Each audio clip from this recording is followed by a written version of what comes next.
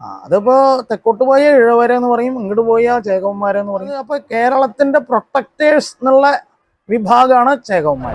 പക്ഷെ വേട്ടക്കരനാണ് കളരിയുടെ ആചാര്യം. തണ്ടാൻ എന്നാണ് പറയുക, തണ്ടാന്മാരാണ് അവര്. തണ്ടാൻ എന്ന് പറഞ്ഞാൽ ദണ്ഡാൻ എന്നാണ്.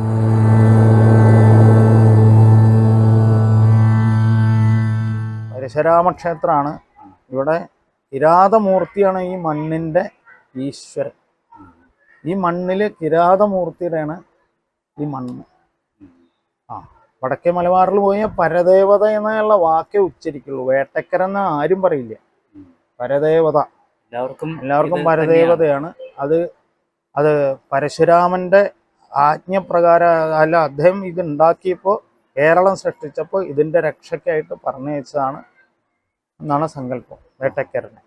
അപ്പൊ വേട്ടക്കരന്റെ എല്ലാ കളരികളിലെയും നാഥനാണ്. എല്ലാ കളരിയിലും പഴയ കാലത്ത് ഈ ഗോകർണം മുതൽ കന്യാകുമാരി വരെയുള്ള മുഴുവൻ കളരിയുടെയും അടിസ്ഥാന ദേവൻ വേട്ടക്കരനാണ്. അതാണ് കേരളത്തിന്റെ അധിപനാണ് വേട്ടക്കരൻ. അതുമായിട്ട് ബന്ധപ്പെട്ടത് തന്നെയാണോ ഈ കളരിഭദ്ര? അത് കളരിയില് വേട്ടക്കരൻ പ്രധാനമായിട്ടുണ്ടാവും. പിന്നെ അതിന്റെ കൂടെ ഓരോ പാരമ്പര്യത്തിനനുസരിച്ച്, ഇപ്പൊ ഞാൻ എൻ്റെ പാരമ്പര്യത്തിൽ വരുമ്പോൾ എൻ്റെ ഗുരുവിൻ്റെ ഈ ആരാധനാമൂർത്തികൾ വരും. അങ്ങനെ അത് വരുന്നതാണ്. പക്ഷെ വേട്ടക്കരനാണ് കളരിയുടെ ആചാര്യം. ആ അടിസ്ഥാന അത് ചേകവന്മാരാണ് ഇനി അതിൻ്റെ ആള്.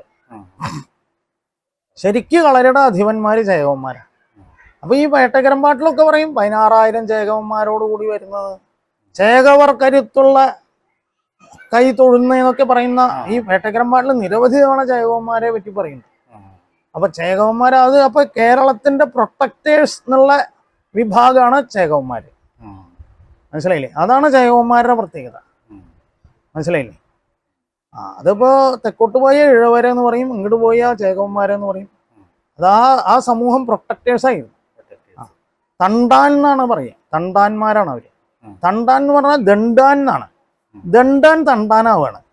ദണ്ഡാൻ എന്ന് പറഞ്ഞാൽ എന്താ? ദണ്ഡാധികാരം. ആ നിയമപാലകരായിട്ടിരിക്കുന്ന ഭാവം. ആ നിയമപാലകരായിട്ടാണ് ഈ ഇവരെ പരശുരാമൻ നിശ്ചയിച്ചത്. അതാണ് ഇവരുടെ പ്രത്യേകത. മനസ്സിലായില്ലേ? പിന്നെ അതൊക്കെ മാറി അവര് വലുതായി മാറി. അത് കാലം. അത് സത്യത്തിൽ അതാണ്.